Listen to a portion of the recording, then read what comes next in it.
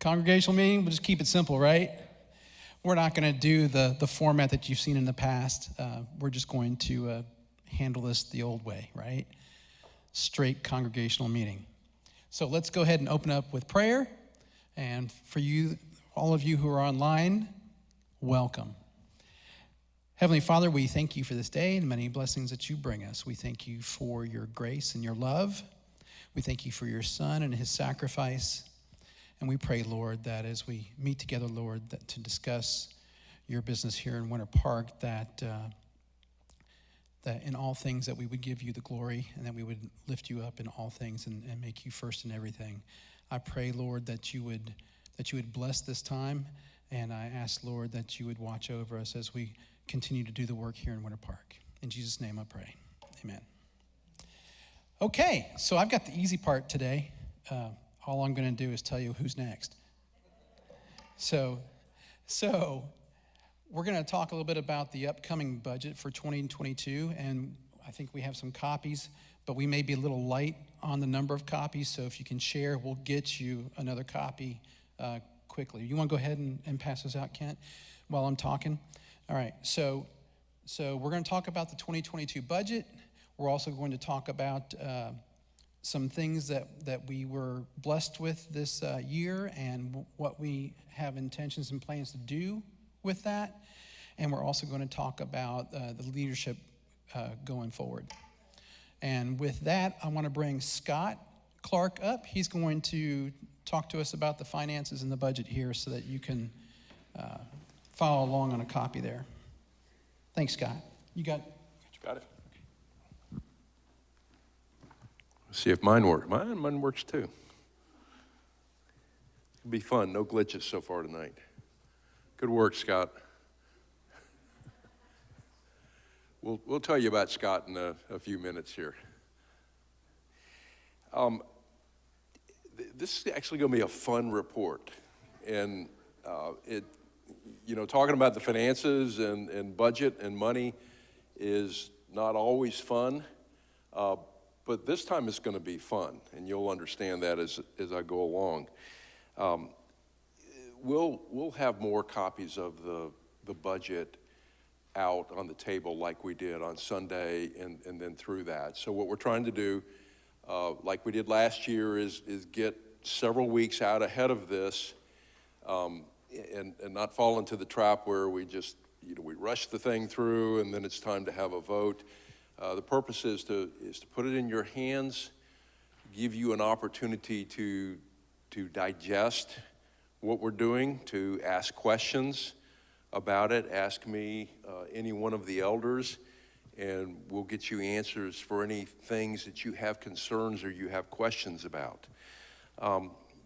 Before I talk about the budget, I want to talk about where we are from this year. This year, we have once again met our budget, and I was able to come last year in the middle of COVID, the middle of everything else, and to praise this congregation for just coming through and being faithful. And this year we've stretched out into more of COVID 2.0, COVID 3.0, and 4.0, and but you guys have been faithful to this, and people have given, and people have attended, and our attendance is up, and it's vibrant, and the giving has been vibrant. So, and as I'll explain, it's been beyond vibrant. Well, let me just pop the balloon here. In the past several weeks, we have received 2 extraordinary gifts in addition to our usual weekly giving. We received one gift of $65,000, and then just in the last probably week and a half, we have received a gift from an estate of $100,000. And so in this year, with a budget of $470,000, we're projecting that the total giving is a number that was on my paper a few minutes ago. It's going to be about $630-some thousand is what the projection is with those gifts. And since our regular giving, with a budget of $8,800 a month, or a week rather, without those gifts, our regular giving has been about $8,600, almost $8,700. But it's matched our spending. We've not spent the full budget in every category. We've got some time left, so we'll see how it lands. But our trend is that the income without these special gifts and the budget are matching one another, which is always what we want it to do. And so with that trend continuing, we will end the year and we will have these gifts of $165,000 as left over. And it's a great thing because we've got some things that we need to do with that. And Preston's going to talk about that next, but we obviously renovated this facility. It came out fantastic, I believe, in what we're able to do and the giving and the generosity of the congregation. But there's some more things that we need to do, and we've been thinking about it and talking about it and asking the question as we meet together, say, okay, how are we going to get these additional things done? And then there's the answer. You know, God just jumps in early and says, I'm going to bless you and I'm going to enable you to do some things. So just talking about our spending, there's some categories that we've spent more. You know, as you go through a year, your plans change, you plan activities that maybe you didn't think about, and there are some categories that we spent less. One thing that's less is that our utility costs are trending down. And I think that's largely because we have replaced some aging AC units, which are power hogs, especially when they're not working right, and we're reaping the benefit of that. And as we go along, we've got others that we need to replace. We know that we're going to have to replace the one that's in here, and the money for that is in the bank and has been designated for that for a while. As we talk about going over in the other building, we're going to be replacing some things there. But we're reaping the benefits as well as spending the money for that. What we propose for the 2022 budget is before you, and you see the line items in there, but we're proposing an increase in the budget amount from $470,000 to $478,000. Now, the proposed giving that it will take to do that is a little bit more than that. The increase is a little bit more than that $8,000. The reason for that is that last year's budget included an assumption that the Spanish church would continue to meet here, and they were contributing $1,000 a month toward the cost of the facilities. In April, May, forget exactly when it was, they decided not to do that anymore, to go and seek a separate place, and so that income is not there. So our weekly giving will need to make up for that, as well as the increase in cost. And so what's being proposed is a weekly giving of $9,192.31. In terms of an increase amount, it's I think 4.35%. It's a little challenging, but I think it's something we can do. I think the church is vibrant, attendance is up, new people are coming in, and I believe that it's something that we're well able to do.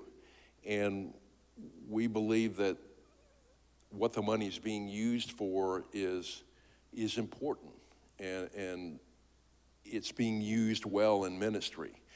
Now, the areas of increase that are driving that, we've got some staff additions that we'll talk about shortly. Some of those are, part of that is funded by shifting budget from one place to the other. For instance, the MOPS ministry will not be going forward this year, and some of that money has been shifted into the children's ministry. And so we've done that, but there are increases to the budget because of adding staff. And we're committed to taking care of the staff that we've got, because we got a great staff. And it's wonderful to work with them as elders and as deacons, and they work hard. And so in this budget, we're going to try to take care of them. That's something that we're committed to doing. So there is some money allocated to increase the salaries of staff, to provide for bonuses and things like that, because we love them, and we want to take care of them.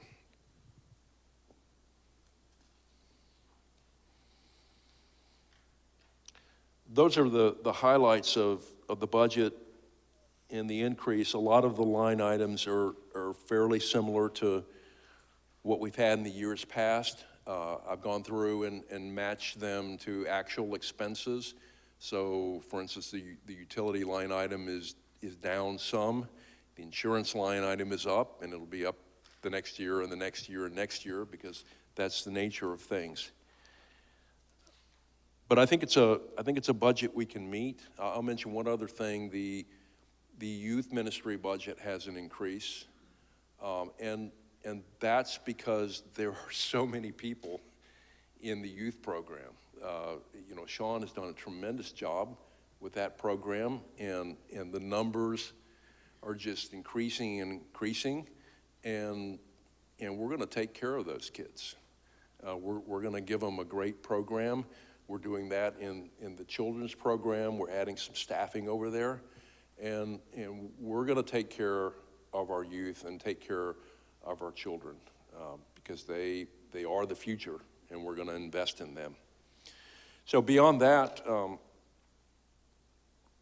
if you have any particular questions about line items or anything related to that, feel free to see me. We've got several weeks for you to consider this, and I want you to be informed about that. Part of what we're going to talk about next about doing is the physical plant, and I'm gonna have Preston come and talk about those plans and some specifics, but we're excited about that. I don't know how many years we've been talking about the kitchen, and so we're going to do something with the kitchen, and we're going to do something with the fellowship hall, and I think with the extra money that we're going to have available, we can look at this physical plant exterior. We've done the interior. Look at the exterior, the way that we present ourselves in the community, and I think it'll be high time to spruce that up, to address roofing and things like that, which we've known about for a while, and I think have been blessed to do something about now. So Preston.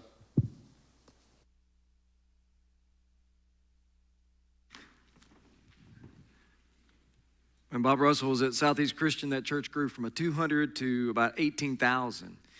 And that church was a unique setting, but they always had this motto, let's do something so big that if God's not in it, we know it's going to fail. And I think increasing our budget 3 or 4%, I think God can handle that.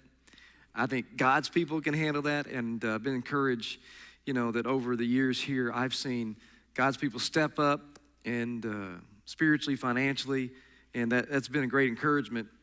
As Scott mentioned about the renovation plans, about a year and a half pre-COVID, we decided, this is something in the inside we wanted to do because we wanted to make this aesthetically pleasing and more practical when people come in on a Sunday morning. We live in Winter Park and in Baldwin Park, and there's a standard, whether you like it or not, that people expect. And our auditorium was dated. You know, we had the green carpet and the pews and all those things. And so, you know, it really worked out because now, I mean, you know, when COVID hit, we needed to be able to spread these chairs out and have this kind of room. And now, you know, we saw it this year. We did skills camp. You know, we had like 100 kids in here or something like that. And they were able to have games and all that. So the practical, not just the aesthetics, but the practical, the way we can use this is really, I think, neat that that's come to fruition. We still get comments, you know, people who've been gone and come back and say, oh man, we love what's happened here. And of course, it's not just here, but you know, if you haven't seen the youth room and the children's room over there, you know, they're sort of the same style, but that has been a blessing too. We knocked out a wall, so showing them they can use that, and they need that room, you know, and then we're using it multi-purpose because when you have a church that's a little bit smaller, you have to have multi-purpose rooms, right? And so the children have a great room over there as well, and we've remodeled that, and it looks a little more modern and functional as well. And so we did that a couple years ago, and we had a great campaign for that. But now we want to turn our attention to the kitchen and the fellowship hall because those are things, obviously, that are practical. We use it a lot, or we can use it more if we may have it renovated. So that's the plan. So I've started this past summer getting some bids and from some guys we know, some people who did some work on it previously. And so we've got a lot of that in.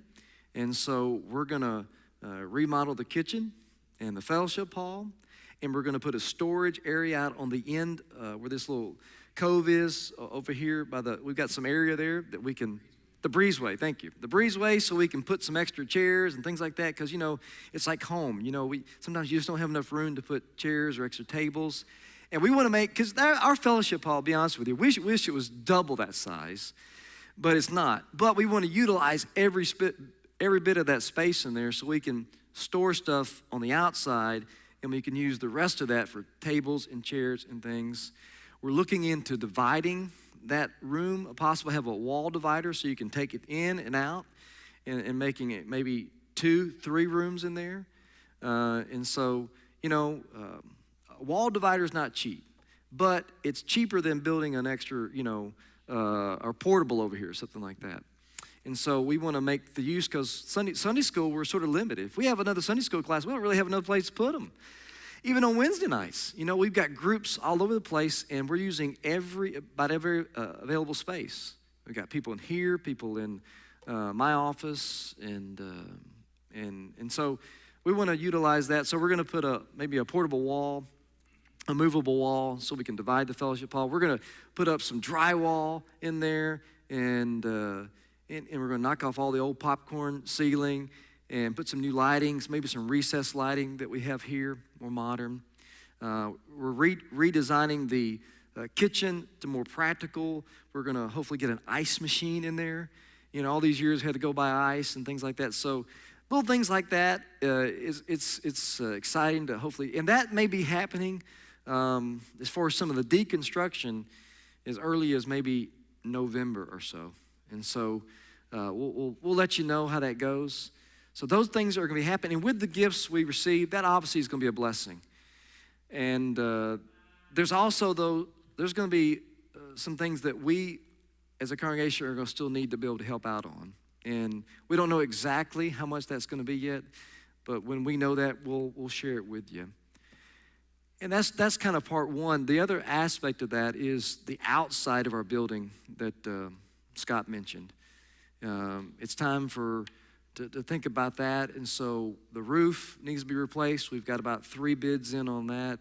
We're talking about doing a different new paint job, and maybe with some stone in some certain places to make it look a little more modern as well. So all that is coming as well.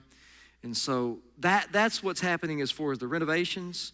And if you have any questions, particular questions about that, feel free to come ask me or one of the elders. We're excited about that. And can you imagine going into Fellowship Hall, brand new Fellowship Hall? And we're going to take the same design we have here basically and carry that over. So there's continuity. When you go from here or over there, everything's sort of still, and it won't be exactly, but you'll still have that same kind of feel. As Scott mentioned, we do have some new staff that's come on board to help out as we grow, and some people are switching around. Scott Elkins, back there in the back, he's in the sound right now.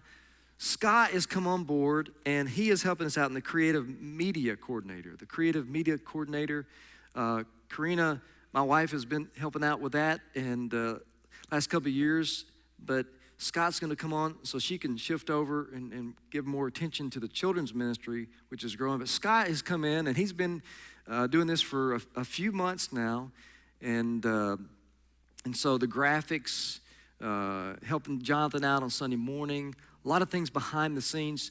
That's Scott. He's here early on Sunday mornings, of course, during the week, on Wednesdays, and other times.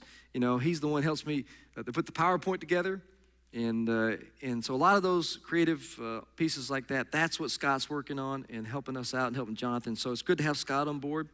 In the children's ministry, we're growing there as well. And so Adria Mikesel is helping us out. She just graduated, but she has been a great asset to have in the children's ministry to help out just sort of on a part-time basis as well. But that's been a help for Karina, and divvying out some of the particular jobs, because children's ministry, there's so many volunteers and moving parts, and so Adria's helping out with that. And I want to say a word too, with the budget that we have, and keeping up with expenses and receipts. You can imagine in your household, how big of a deal that is. And so as a staff, there's spending when there's budget, and somebody's got to keep up with that. And I want to let you know, you may not know this, but Teresa Clark has been doing that for us at our church on a volunteer basis. She's a saint, Lily. And I just want to thank her so much, and appreciate her doing that. She's, she enjoys doing it, but it's I know it takes some time up out of her week, to say the least. And so thank you, Teresa. And she's part of this team here. And so I want to recognize Teresa for helping us out. Just some other notes here. As Scott mentioned, our attendance has been pretty steady. We had some momentum going this summer, and then we had to be out for like 2 or 3 weeks because of some issues with COVID. And then it took us a few weeks, but I think we sort of built back that momentum. And that's been encouraging. And of course, with our encounter groups going on Wednesday, or not just Wednesday nights, but all during the week, that's been something that, we got about 100 people spread out either here in church or at Jordan's house with the college and the career ministry. That's been really encouraging to have that happen. And this year also, like the nature of things is that we've had several people pass away as well. And that's been a difficult thing even today, with news of our sister Jane Baggett passing away. And so those things are always difficult, but it's a time that I think our church has come together. And we've had people like Linda and other people come around and rally around and help them out, families, and we're going to continue to need to do that. We had Jane back, I think it was Mary Curry passed away about last week as well. But on the other side of that, we've had several baptisms this year, and people join. David joined church today, and that was a real encouragement. And we have guests. We have probably new guests come in every week, and that's so encouraging. And having these people stay, with having a welcome center, and out there with Sean and that team, Nora, and a lot of folks doing that, that's been a blessing. Well, look, that's some of the physical aspects, some of the spiritual things are going on. There's a lot more of the staff, but I didn't want to get in all the details. But I did want to share with you some of the physical renovations that are hopefully happening soon. And it's been great that God's blessed us with some of these gifts as well during this time. I'm going to turn it over to Kent, and Kent's going to come up, and he's going to have a question and answer time, and we'll be able to answer, hopefully some of those questions if you have any. And Kent.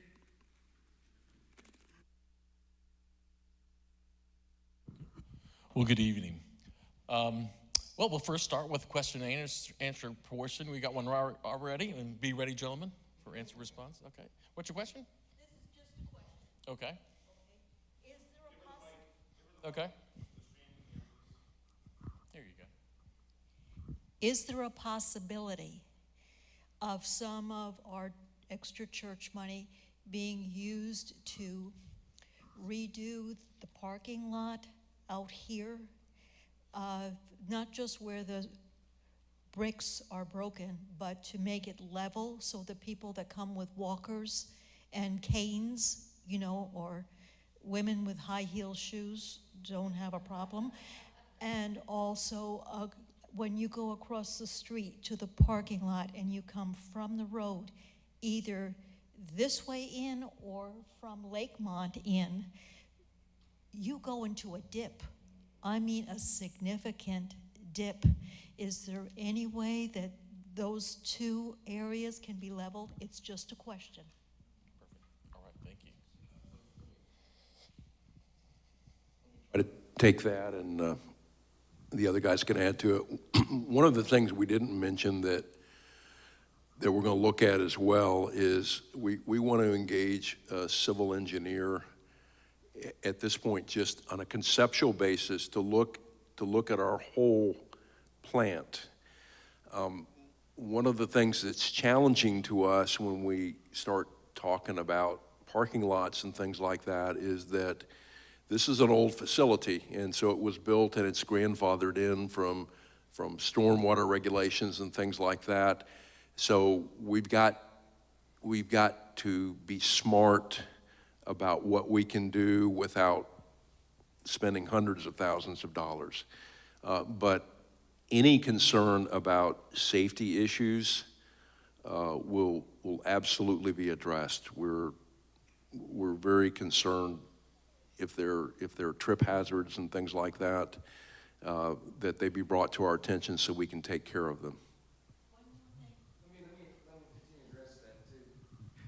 We've had about 3 companies in specifically about the parking lot, and anywhere from like 400,000 or so or more, and even then, if they just come and lay a layer of asphalt on it, we're not sure that's going to do the trick, because those bricks may come up and then you spent hundreds of thousands of dollars and you've not really, you've ruined it. So we are still looking into options. We realize that is an issue. So we're looking into how can we do this and not break the bank. So, yeah. One more question. When you come from the parking lot, up the red steps here, the cement step, that incline, when it is wet, it is slippery.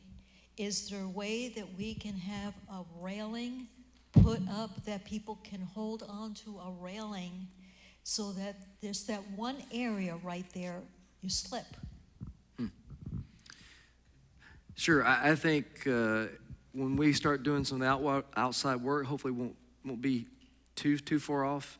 One of the things when we look at our paint and things like that, we want to look at certain areas where we can probably put it where it's not as slick. They can put some stuff over there, but a railing is not a bad idea. I want to let you know, this Monday they're going to come in and put just a short gutter piece over here in this corner. So you know how that area always gets wet and gets slick. So they're going to come in and put a piece of gutter just in that area. And then later on, when we do the renovation on the outside, if we get a new roof and stuff, we'll talk about putting more gutters in. But yeah, thanks for the suggestion. Mm-hmm. Yes, thanks for your question there. Dave?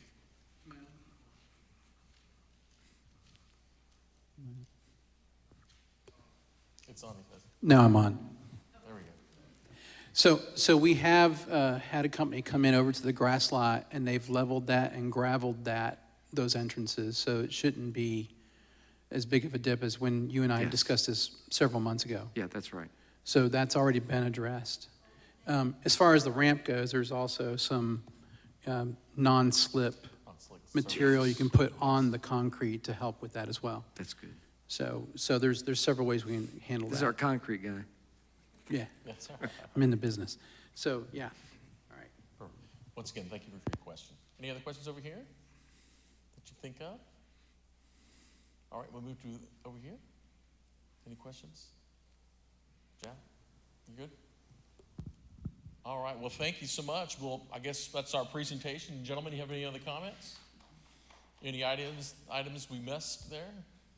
I think you covered a great deal of that. Well, we want to thank everyone for attending today and everyone online as well. We certainly seek your support. Any additional comments, let us know. We're all here. We're certainly open for discussion on different items as well. So I'll wrap up tonight with a prayer. And once again, thank you for attending. Father in heaven, we come to you today. Your love is so overwhelming, and your grace and your mercy is what we live for. Your Son and you, we praise you, we honor you, and we worship you. I ask that you strengthen us, ask that you help us grow closer to you, and guide us in the future here. We've got so many more decisions to be made, and make us think of different opportunities and ways of doing it to best serve you. It's all for your glory, and we ask you for your blessings over this whole congregation and the work we do here to further your love in our community in this world. Let everyone know that you love them. We praise your name in Jesus Christ. Amen. All right, thank you so much. Appreciate it.